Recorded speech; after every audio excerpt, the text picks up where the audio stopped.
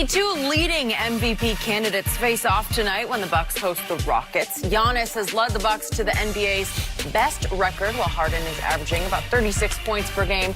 Only Wilt Chamberlain and Michael Jordan have averaged more points in a season than that. But right now, Giannis is the slight betting favorite. We're joined by FS1 NBA analyst Chris Broussard.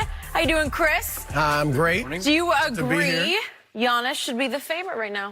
I do agree. I'm a voter. Been voting for about 20 years, and this is this is probably the hardest decision, or certainly one of them, that I've had to make with the MVP award.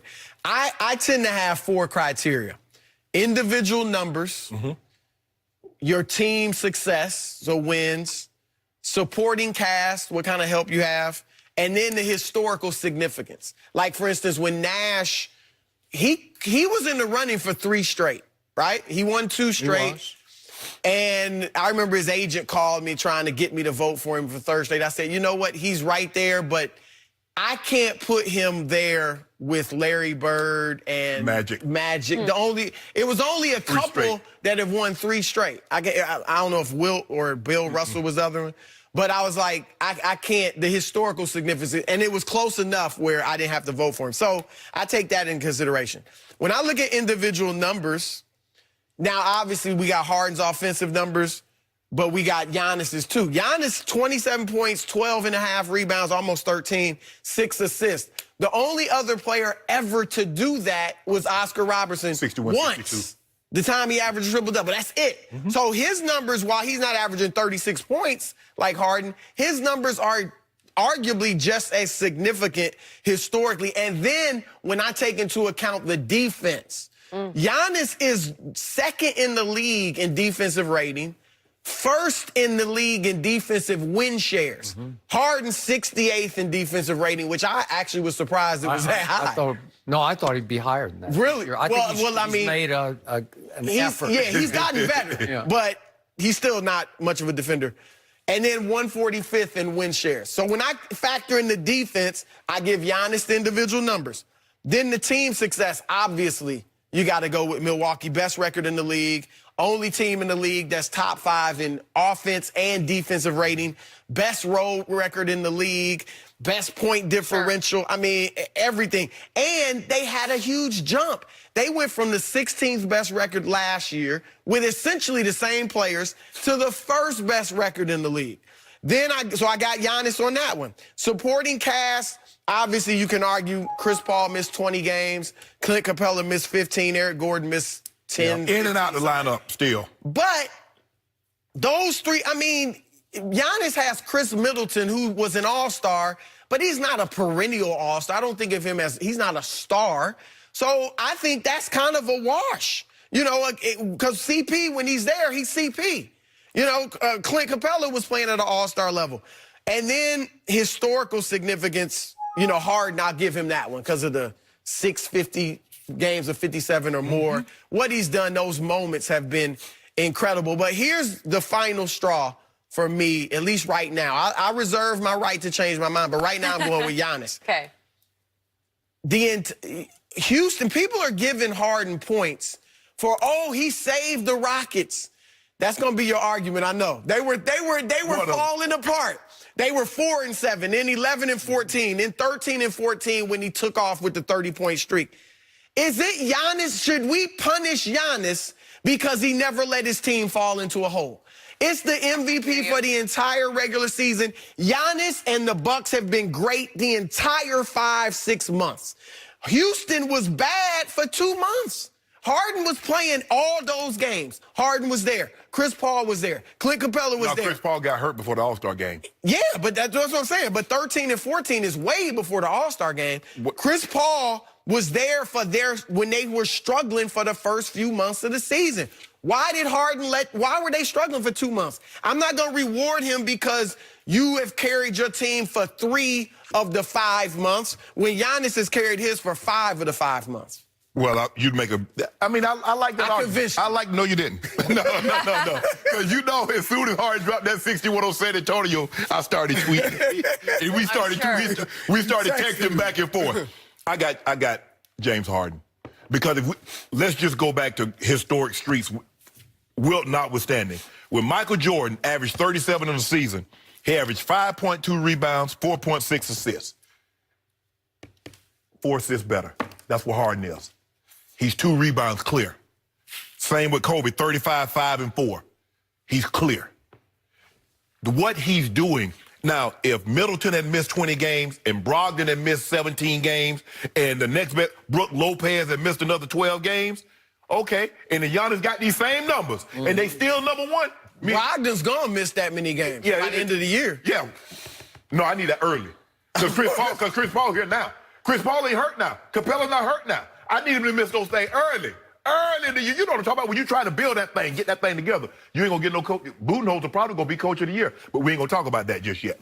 I don't know about that, but go ahead. He's going to be in the running. He's going to be close, Skip. Because you saw what they were last year. Now they got the best rookie. Right. James Harden. And it's not like he's scoring these points and they winning by 25. They winning by 1. They winning by 3. The dude got 6 games of 57 or more points. Durant got no such games. Steph got no such games. Shaq got 1. Bird got 1. Do you realize what we're actually watching when he does this? He has to do this. If James Harden doesn't score these 30 points a night, they losing. You know that, Chris. You watching I'm watching the game. I'm like, and how he does, I still don't know how. I'm looking up, I'm like, okay, James, he got it going. And you look up and he got 38. He got 45. I'm like, how? How is he doing this? Skip, what he's doing, and I get it, Giannis, the 27, 12, and 6 is unbelievable. There's no question about that, and that's not to diminish what he's doing.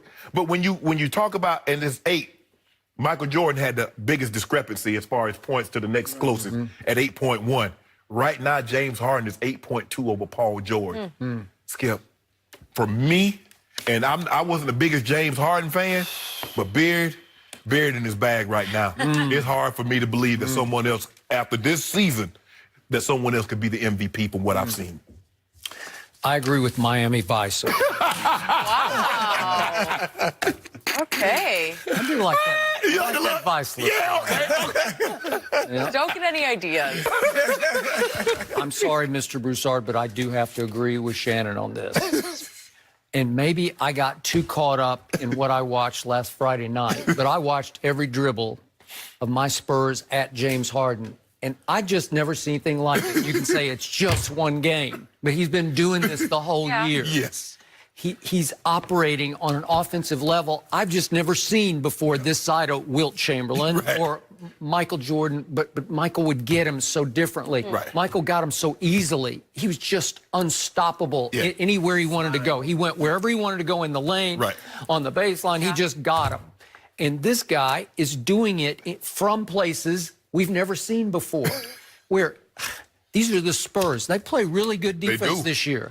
And Derek White has evolved quickly into one of the best perimeter defenders in this league. And he couldn't stay with him because they picked him off every time. Capella goes out high, and he just picks off Derek White. And every time, James has got that slither to him, that sort of snaky, you know, he's so elastic, and he just slides off picks. And all of a sudden, DeMar DeRozan's on Harden. And I'm saying, that's it. I got no shot on this one. And he's got his shot because he's going to stick it from 3 because he's just getting deadly from 3. It's such a sweet stroke. And it's so effortless. And it's from distance. He'll be 4 or 5 feet behind the lane, and it's just a flick of the wrist, and it just swishes. And I say, that's too good. He's shooting 37% from 3, and that's taking the most threes in the league. So that's high. That's a high number of threes you're making. He is 88% from the free throw line, and I just admire that greatly because they're called free throws. And he makes a whole bunch of free throws, and the refs love him in ways that I've never seen refs love anybody because he gets everything, including the worst call in the history of sports, which except for the non-call in the Saints game. But on DeMar DeRozan at the end of the Spurs got him. They're up 6 at that point. He goes straight up for a jump shot. Elbowed him. And he didn't elbow him. He didn't even come close. And Harden just flops, and they give it to him. They give it to him. They gave him an offensive foul and wiped off the basket. And I said, you know what? That's the MVP because the refs have just bought completely into James Harden at this point. He gets every call because they think he's earned every call.